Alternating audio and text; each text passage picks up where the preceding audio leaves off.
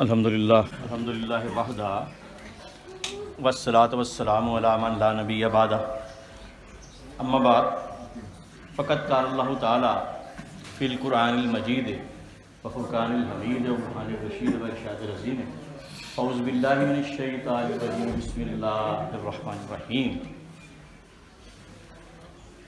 سبح للہ ما فی السماوات وما فی الارض وهو العزیز الحکیم یا ایہا الذین آمنوا لما تقولون ما لا تفعلون کبر مقتا عند اللہ ان تقولوا ما لا تفعلون ان اللہ یحب الذین یقاتلون فی سبیلہ صفا کأنہم بنیان مرصوص صدق اللہ۔ الحمدللہ ابھی میں آنے سے پہلے سورہ جمعہ کی تفسیر مکمل کر رہا تھا۔ ان دنوں میں سورہ صف اور سورہ جمعہ کی تفسیر مکمل ہوئی۔ آج 24 جمادی الثانی 1440 ہجری اور 1 مارچ 2019 کا جمعہ ہے، اور آج آپ لوگ 3 روزہ ورکشاپ کے لیے آئے ہیں۔ فہم دین ورکشاپ ہے جس میں 3 دن آپ کو قرآن، حدیث، فقہ، تفسیر اور سیرت کی چیدہ پہلوؤں سے آپ کو روشناس کرایا جائے گا۔ یہ سورہ صف ہے اور یہ 28ویں پارہ کی سورہ ہے، 61ویں سورہ ہے قرآن کی۔ اللہ کی تعریف ہے، اور پھر اس کے بعد یا ایھا الذین آمنوا، اے ایمان والو، لما تقولون ما لا تفعلون، تم وہ بات کیوں کہتے ہو جو تم کرتے نہیں۔ اور یہ منافق کی نشانی ہے۔ آیت المنافق ثلاثہ، وَإِذَا حَدَّثَ كَذَبَ وَإِذَا وَعَدَ أَخْلَفَ وَإِذَا اؤْتُمِنَ خَانَ۔ منافق کی 3 نشانیاں ہیں کہ جب وہ بات کرے تو جھوٹ بولے، اور جب وعدہ کرے تو وعدہ خلافی کرے، اور جب اس کے پاس امانت رکھی جائے تو خیانت کرے۔ ایک روایت میں 4 نشانیاں، اور جب لڑائی کرے تو گالی گلوچ کرے اور وہ فسق و فجور کرے۔ تو آپ نے فرمایا جب تک ایک بھی نشانی ہے اس میں نفاق کی علامت موجود ہے، جب تک چھوڑ نہیں دیتا۔ تو یہ خصوصی طور پر یہ سورہ صف میں اس بات پہ زور دیا گیا ہے۔ اب ہوا یہ کہ جب جنگ بدر میں فتح ہوئی تو صحابہ جو تھے، بدری صحابہ، ان کی بڑی فضیلت آئی کہ ان کے اگلے پچھلے تمام گناہ معاف کر دیے گئے۔ یہ اس کے بعد بھی گناہ کریں گے تو اللہ نے اس سے بھی پردہ کر دیا۔ اور جب بدری صحابہ آ جاتے تو دوسرے صحابہ کو حضور پیچھے کر دیتے، بدری صحابہ کو آگے کر دیتے۔ تو جو لوگ بدر میں شریک نہیں ہوئے انہوں نے کہا جی کہ اب جنگ ہوئی گی نا، اب جنگ ہوئی تو ہم دیکھیں ہم ان سے زیادہ جرأت کا مظاہرہ کریں گے۔ پھر جنگ آ گئی احد، اور احد میں جب لڑائی ہوئی تو اکثر لوگ حضور کو چھوڑ کر مدینہ بھاگ گئے۔ اس میں پھر اللہ تعالیٰ نے یہ کہا کہ تم وہ بات کیوں کہتے ہو جو کرتے نہیں۔ یہ اس میں پھر اللہ تعالیٰ نے هو الذی ارسل رسولہ بالہدی ودین الحق لیظہرہ علی الدین کلہ ولو کرہ المشرکون۔ کہ پھر اللہ تعالیٰ نے جو حضور کو بھیجا سچے دین کے ساتھ، ہدایت کے ساتھ، اور یہ دین تمام دینوں پر غالب آنے والا ہے۔ اس میں کوئی، یہ اسی سورہ کی 9ویں آیت ہے۔ اور یہ جو سورہ صف ہے نا، اس کا لفظ اس کی 4تھی آیت میں، 3ری آیت میں یہ ہے کابورا مقتا عند اللہ ان تقولوا ما لا تفعلون، یہ اللہ کے نزدیک بہت سخت ناپسند بات ہے۔ کبر، اکبر، کبر، کبیر، بہت بڑی چیز، کبر، مقت، سخت غصہ، مقت کہتے ہیں، مقتا کہتے ہیں سخت غصے کی بات ہے کہ وہ بات تم کہتے ہو جو تم کرتے نہیں۔ ان اللہ یحب الذین یقاتلون فی سبیلہ، اللہ تو ان لوگوں سے محبت کرتا ہے کہ جو اس کی راہ میں اس طرح جنگ کرے، صفا کانہم بنیان مرصوص، کہ اس طرح لڑائی کرے جس طرح سیسا پلائی دیوار ہوتی ہے، ایک دوسرے کے ساتھ جڑے ہوئے، صف بنا کر۔ اور یہ ابھی 2 دن پہلے جو پاکستان نے انڈیا کے 2 جہاز مار گرائے، تو یہ جرت ہے، یہ جذبہ جہاد ہے اور جذبہ شہادت۔ یہ حسن علی نامی اسکواڈرن لیڈر نے، تو اس کا اللہ تعالیٰ ان لوگوں کو پسند فرماتا ہے۔ پھر سورہ جمعہ کی 1-2 آیات میں پڑھ دیتا ہوں۔ هو الذی بعث فی الامیین رسولا منہم یتلو علیہم آیاتہ ویزکیہم ویعلمہم الکتاب والحکمہ وإن کانوا من قبل لفی ضلال مبین۔ وہی ذات ہے کہ جس نے بعثت فرمائی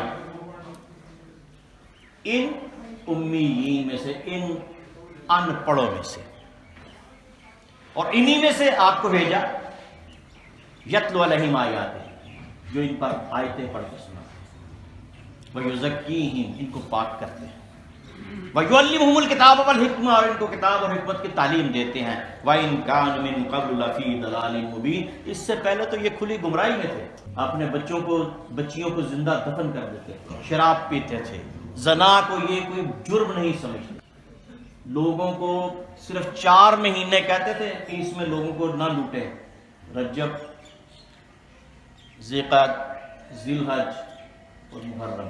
رجب عمرے کے لیے، اور حج سے 1 مہینہ پہلے اور 1 مہینہ بعد حج میں آنے اور جانے، بس۔ باقی کہتے تھے 8 مہینے میں خوب لوگوں کو لوٹو، قتل کرو، لوٹو، کھاؤ پیو، ڈکیتی کرو۔ تو یہی اللہ تعالیٰ فرمایا کہ اس سے پہلے تم گمراہ تھے۔ اب حضور کا منصب کیا ہے؟ میرے چچا حضرت سید امجد علی امجد نے بڑا اچھا شعر لکھا، میں نے تفسیر میں بھی شامل کیا، کہ وہ امی ہے ایسا علم کا شہر ہے، وہ بندہ ہے ایسا خدا کا نظارہ۔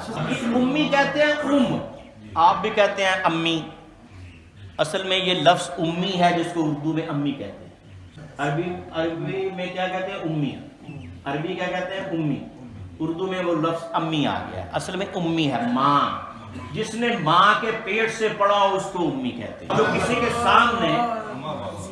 کے سامنے کسی استاد کے سامنے نہ بیٹھا ہو اس کو امی کہتے ہیں، جس نے جڑ سے علم حاصل کیا اس کو امی کہتے ہیں۔ تو اگر حضور کسی استاد کے سامنے بیٹھ کے پڑھ لیتے تو لوگ کہتے ہیں یہ جو قرآن پیش کر رہے ہیں کیونکہ انہوں نے مختلف کتابیں پڑھی ہیں اسی سے بنا لیا ہے، اس لیے اللہ نے کہا نہیں، اللہ تعالیٰ نے کہا نہیں، یہ کسی کے سامنے نہیں پڑھیں گے، ان کو میں خود پڑھاؤں گا، ان کو میں۔ تو اب معلم کیا ہوتا ہے؟ پڑھانے والا، اور معلم کیا ہوتا ہے؟ جس کو پڑھایا جائے۔ اب یہاں پہ اللہ معلم ہے اور حضور معلم ہیں، اور جب حضور دنیا والوں کے پاس آئے تو پھر حضور معلم ہیں اور ہم معلم ہیں۔ معلم پڑھانے والا، معلم جس کو پڑھایا جائے گا۔ یہاں پہ اللہ تعالیٰ فرماتا ہے کہ اللہ تعالیٰ نے علم، آپ کو اللہ نے پڑھایا ہے۔ تو عربیوں کو اس لیے امی کہتے تھے، عام عربیوں کو، عرابیوں کو، یہ پڑھنا لکھنا نہیں جانتے تھے۔ تو اصل میں امی کا لفظ ہے ناخواندہ کے لیے، جو پڑھنا لکھنا ہاتھ سے پڑھائی لکھائی نہ جانتا ہو، لیکن انہوں نے ترجمہ کرتے وقت جو لفظ عام لوگوں کے لیے استعمال ہوتا ہے وہی لفظ رسول پاک کے لیے استعمال کرتے ہیں، ان پڑھ۔ وہ بیوقوف ہو، جاہل ہو، ان پڑھ تو تم ہو جو ترجمہ کر رہے ہو اس کا۔ اللہ بھی مومن ہے، ہم بھی مومن ہیں، ہم مومن وہ ہیں جو ایمان لانے والے ہیں، اللہ مومن وہ ہے جو ایمان دینے والا، ہم بھی شکور ہیں، اللہ بھی شکور ہے. ہم شکور وہ ہیں جو شکریہ ادا کرنے والے ہیں. اللہ شکور وہ ہے جو شکریہ قبول کرنے والا ہے. اس لیے جب لفظ نبی کے لیے ہو تو مطلب اور ہوتا ہے, جب لفظ ہمارے لیے ہو تو مطلب اور ہو. اب ایک جگہ ان کو امی کہا جا رہا ہے, دوسری جگہ اللہ کہہ رہا ہے کہ آپ ان کو پڑھائیں. یعلمہ الکتاب والحکمہ, ان کو کتاب اور حکمت کی تعلیم دیں. تو اس کا مطلب ہے حضور وہ ان پڑھ نہیں ہے جو عام ان پڑھ ہیں, پڑھے لکھے ہیں. تو کہا نا کہ یعلمہ الکتاب والحکمہ, ان کو کتاب اور حکمت کی تعلیم دیں. یہ بات سمجھنی ہے کہ عام لفظ نبی پہ چسپاں نہیں کیا جا سکتا, عام لفظ اللہ پہ چسپاں نہیں کیا جا سکتا. اس کے مفہوم بدل جاتے ہیں, اس کے معنی بدل جاتے ہیں, اس کے مطالب بدل جاتے ہیں جب وہ لفظ اللہ کے لیے استعمال ہو یا وہ لفظ اللہ کے حبیب کے لیے استعمال ہو. تو اس لیے بڑی احتیاط کی ضرورت ہوتی ہے ان چیزوں میں, اور یہ احتیاط کرنی چاہیے. یا ایھا الذین آمنوا اذا نودی للصلاۃ من یوم الجمعہ. جمعہ, یہ ہم جمعہ کہتے ہیں, جمعہ یہ عربی میں جمعہ ہے. جمعہ ہم کہتے ہیں جمعہ, عربی میں قرآن میں کیا ہے جمعہ. جمعہ تو چونکہ اردو میں جمعہ ہی ہے تو اس لیے ہم جمعہ ہی کہتے ہیں. فَصَوْا إِلَىٰ ذِكْرِ اللَّهِ وَذَرُوا الْبَيْعَ. اب کیا ہے کہ جب جمعہ کے دن اذان ہو تو جمعہ کے لیے جلدی کرو, دوڑو نہیں. کیونکہ حضور نے فرمایا کہ مومن کا کام یہ ہے کہ وہ نماز, ہر نماز کے لیے وقار کے ساتھ آئے, دوڑ کے نہ, تیزی سے نہ آئے. فَصَوْا کا مطلب ہے صحیح کرو, کوشش کرو جمعے میں پہنچنے کے لیے, دوڑو نہیں. آپ نے فرمایا جتنی رکعتیں مل جائیں وہ امام کے ساتھ پڑھ لو, جو فوت ہو جائیں بعد میں پڑھ لو, لیکن دوڑو نہیں, آرام سے جاؤ. تو اس لیے ایک اس بات کو ذہن. تو جمعہ کے دن حضرت رسول کریم صلی اللہ علیہ وسلم خطبہ دے رہے تھے. اتنے میں تاجر دہیہ بن خلیفہ کلبی, اس وقت یہ مسلمان نہیں ہوئے تھے, یہ وہی ہیں جن کی شکل میں جبریل آتا تھا. ابھی یہ مسلمان نہیں ہوئے تھے, جب مسلمان ہو گئے پھر ان کی شکل میں جبریل آ کے حضور سے, اور جس دن جبریل نے آنا ہوتا تھا یہ نہیں آتے تھے.